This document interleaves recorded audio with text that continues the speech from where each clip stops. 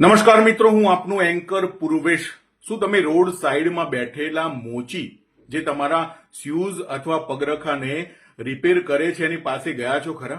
અને જો ગયા હો તો તમે જોયું હશે એ જગ્યા કેટલી ક્લીન રાખતો હોય છે. રોજે રોજ પાણીનો છંટકાવ કરે અને એ જગ્યાને સાફ સુથરી કરે છે. એ જગ્યા કદાચ એની નથી, પરંતુ કર્મભૂમિ સમજીને જગ્યાને કેટલી ક્લીન રાખતો હોય છે. કદાચ તમે એની પાસે ગયા હોય તો તમારા પગમાંથી શૂઝ કાઢે અને એ તમારા સોક્સ કે પગ બગડે નહીં તેના માટે પણ એ ચિંતા કરતું હોય છે. તમે ગયા હોય તો તમારા બેસવા માટેની પણ એ નાનકડી જગ્યા કરતું હોય છે. અને આ બધું કર્યા પછી એ મજૂરી પેટે નાનકડી અથવા નજીવી રકમ લેતો હોય છે. મજૂરી ઓછી લે, પરંતુ સેલ્ફ સેટિસ્ફેક્શન, આત્મસંતોષ તમારી પાસેથી વધુ લે છે. મિત્રો, આ બધું જોયા પછી મિનિમમ રિસોર્સિસમાં મેક્સિમમ હેપીનેસ આ સામાન્ય મોચી મેળવતું હોય છે.